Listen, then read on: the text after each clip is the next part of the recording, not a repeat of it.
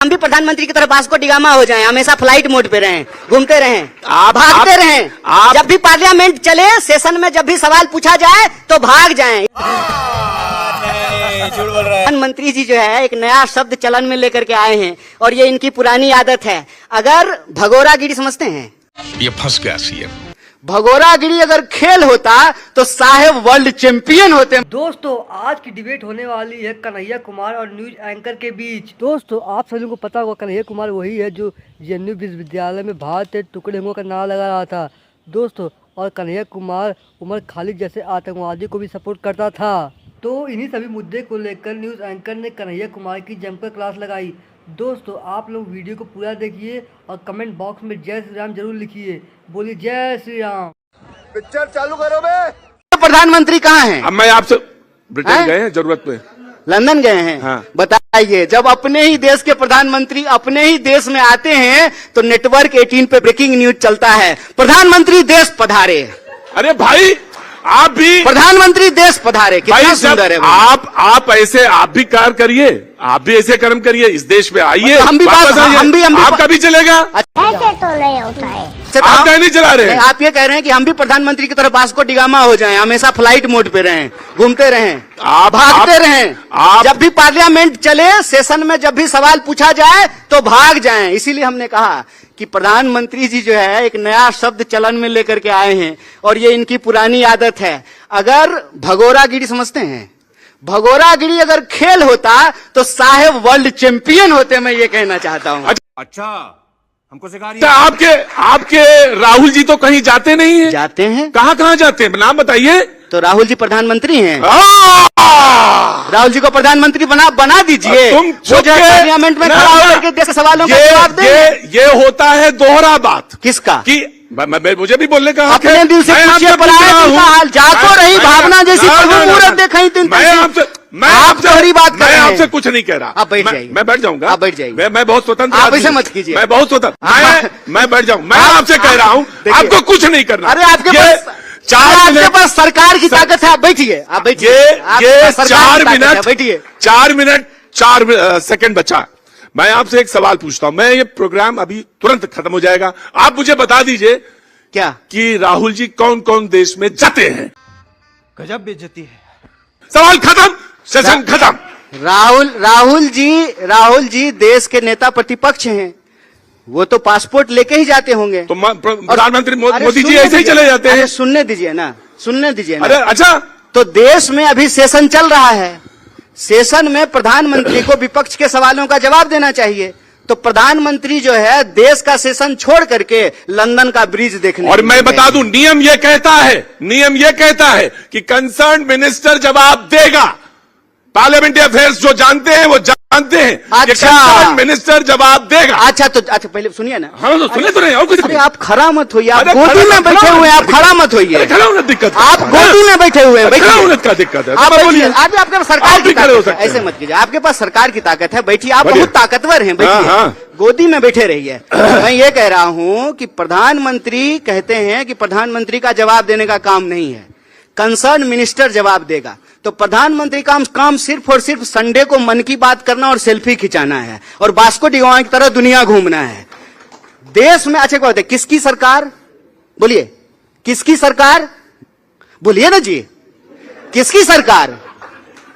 जब सारी चीजें आप ही जानते हैं, आप ही सवाल, आप ही जवाब, तो आप ही जानते हैं। आप दिन भर बोलते हैं ना मोदी सरकार। तो जब मोदी सरकार कहते हैं, केंद्र सरकार नहीं कहते हैं, जब सारा डिपार्टमेंट मोदी जी के चेहरे पे ही चल रहा है, जब सरकार का नाम मोदी सरकार है, तो जवाब कौन देंगे? मोदी जी देंगे ना, कि अमित शाह जवाब देंगे? जिसके नाम पे सरकार है उसको जवाब देना पड़ेगा। प्रधानमंत्री, देश की सुरक्षा का मामला है, इतना बड़ा मसला बिहार में SIR चल रहा है और प्रधानमंत्री से विपक्ष सवाल पूछ रहा है, चर्चा करना चाहता है। प्रधानमंत्री जो है 1 सेकंड में 9-2-11 21 सेकंड में गायब हो जा रहे हैं। मैं तो आप जो है और मजेदार बात देखिए क्या है। आप रुकिए, आप बहुत दिन से रुके हुए हैं, चालू हो जाइए।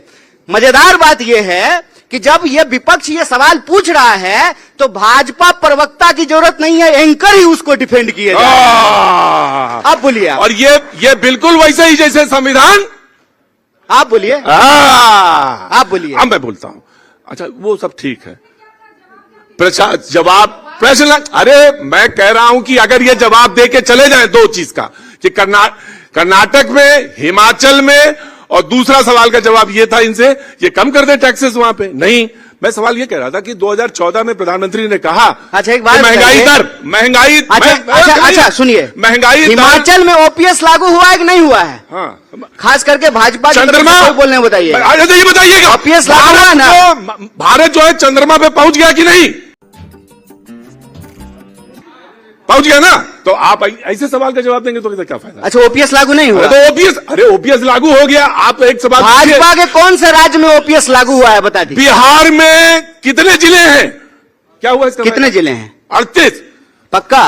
आपसे ज्यादा जानते हैं। अरे बहुत धन्यवाद, आप जितना घूमे हैं कन्हैया, जितना आपको बताया 2019 अरे आप पर्सनल हो रहे हैं महाराज, हम 2000 करनी है क्या आपको? पर्सनल काहे हो रहे हैं? 2019 में मैं मिला, बेगूसराय में थे। 29 में? 29 अभी आया भी नहीं है, गड़बड़ा रहे हैं महाराज। 19 में मिले। 19 में ही बोला, 19 बोला, ध्यान से, बहुत संयम होके। देश की मीडिया का जुबान लड़खड़ाना नहीं चाहिए, हम यही चाहते हैं। होके 2019 में मिला जी, और ये गांव में घूम रहे थे, प्रचार कर रहे थे, मंदिर से निकल रहे थे। तो मैंने कहा सीपीआई से लड़ रहे हैं, मंदिर से निकल रहे। तो उन्होंने बहुत अच्छा जवाब दिया, बोले कुछ काम जो है जनता के लिए भी करने पड़ते हैं, जनता की भावनाओं के लिए करने का। मेरा मानना ना मानना कुछ और हो सकता है, लेकिन मैं मंदिर गया था। अच्छा जवाब दिया आपने, कोई बुराई नहीं उसमें। लेकिन सवाल यह है कि बिहार में क्या होगा, ये मैं जानना चाहता हूं आपसे। वो बिहार का मुद्दा था, तो बिहार में सरकार किसकी बन रही है? सबही गड़बड़ा गया, आपको सरकार का डिफेंड करने में बिहार का नंबर ही नहीं आ पाया। चलिए, आपने पूछा है, मैं कोई पूछना चाहता हूं, मैं बता, प्रशांत जी तो आपकी बहुत प्रतिभाशाली बताते हैं। नहीं, बहुत धन्यवाद, सबसे ज्यादा प्रतिभाशाली आदमी बताते हैं। मुझे प्रशांत जी ने अपना जो है समर्थन दिया है, उसके लिए उनका धन्यवाद।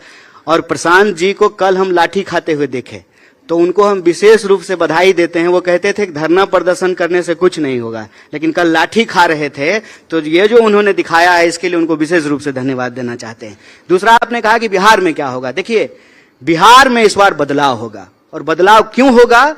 क्योंकि बिहार के लोग पलायन से मजबूर हैं। बिहार में स्वास्थ्य व्यवस्था की हालत खराब है, शिक्षा व्यवस्था की हालत खराब है। आज भी 3 साल में लोगों को डिग्री नहीं मिलती है, 5 साल में डिग्री मिलती है। बिहार की कानून व्यवस्था को देख लीजिए, आज पटना की सड़कों पर बिहार के विद्यार्थी जो अच्छी शिक्षा व्यवस्था चाहते हैं, नौकरी चाहते हैं, उनके ऊपर लाठियां चलाई गई। उसी वक्त बिहार के आम लोगों के ऊपर अपराधी जो है गोली चला रहा है। मसला यह है कि बिहार में लाठी गोली की सरकार है। जो रोजगार मांगते हैं उनको लाठी मिलती है, और रोजगार मिला है इस गुंडा राज में तो सिर्फ और सिर्फ गुंडों को रोजगार मिला है जो गोलियां चलाते हैं। ठीक, तो लाठी चल रही है, गोली चल रही है। इस बार लाठी गोली की सरकार को बदल करके पलायन को रोक करके बदलाव करेंगे। और देखिए, पलायन क्यों मैंने नहीं रोका, मैंने नहीं रोका, एक बात बता देते, मैं ले लूंगा आपसे। पलायन का एक बात बता देते हैं आपको। आज आपने कहा कि दिल्ली का दिल्ली का सफर कैसा रहा। ये मैं बात राजनीति के लिए नहीं, एक भावनात्मक बात आपको बोलता हूं। जब हम जाते हैं ना रोजी रोजगार के लिए बाहर, वेतन मिलने से पहले हमको ह्यूमिलिएशन मिलता है, सैलरी मिलने से पहले हमको ह्यूमिलिएशन मिलता है। ये हर बिहारी का दर्द है। हम चाहते हैं कि बिहार के लोगों को बिहार में ही शिक्षा मिले, रोजगार मिले, और मेरे जैसा पढ़ने के लिए किसी को भी बाहर नहीं जाना पड़े। यही हमारी लड़ाई है, और बिहार बदलेगा। मैं आपसे एक सवाल पूछता हूं, और ये बार बार कहा जाता, बस आखिरी सवाल है कि ये तब होगा जब आप आरजेडी के पिछलग्गू बनने से हटेंगे, स्वतंत्र पार्टी के तौर पे आप सामने आएंगे। कांग्रेस ये देखिए, नहीं, वो हमारे मैंने नहीं कहा, ये मैंने नहीं कहा, ये सारे लोग कहते हैं कि आरजेडी। कौन लोग कहते हैं? प्रशांत जी कह रहे हैं। अरे तो प्रशांत जी अभी तो कह रहे थे मैं लाठी बनना, तो आपको कह रहे हैं ना। प्रशांत जी कांग्रेस पार्टी के स्पोक्स पर्सन नहीं है। मैं उनको बधाई देता हूं, उनकी पार्टी है, संघर्ष कर रही है, लेकिन कांग्रेस पार्टी का स्पोक्स पर्सन प्रशांत जी नहीं है। और आरजेडी हमारा एलआई है, इंडिया ब्लॉक का हिस्सा है। इसीलिए इस तरह की अपमानजनक भाषा का इस्तेमाल एक पार्टी के लिए, आप किसी भी संवैधानिक संस्था को कुछ भी बोल सकते हैं। कहां हम किसी को पिछलग्गू बोले हैं? नहीं, आपने जो बोला इलेक्शन कमीशन को, तो आप बोल सकते हैं। क्या बोले? ऐसी तैसी, वो ऐसी तैसी भी। अरे आप तो भैया जी कहीं कहते हैं, और आपको जो है बिहारी कोलोकियल लैंग्वेज और टोन से दिक्कत हो रहा है। ऐसी तैसी का तो मतलब कुछ और होता है। ऐसी तैसी हिपोक्रेसी नहीं हुई, ऐसी तैसी ये हुई कि मैं मानता ही नहीं। नहीं, ये आप देखिए, ये आपके शब्द नहीं, नहीं, नहीं, मेरे मैं शब्द खूब नहीं। जोर से मानता हूं और मैं चाहता हूं कि बहुत अच्छे तरीके से ईसीआई काम करे। लेकिन मैं ये चाहता हूं कि स्वतंत्र रूप से कांग्रेस बोले, पारदर्शी तरीके वो से। कहते हैं रहमो करम पे है आप, पारदर्शी आरजेडी के रहमो करम पर आप जिंदा हैं। दोस्तों आप लोगों को वीडियो कैसी लगी? दोस्तों आप कन्हैया कुमार के बारे में अपनी राय कमेंट बॉक्स में जरूर लिखिए दोस्तों, और ऐसी वीडियो को देखने के लिए मेरे चैनल को फॉलो कर लीजिए। Thank you.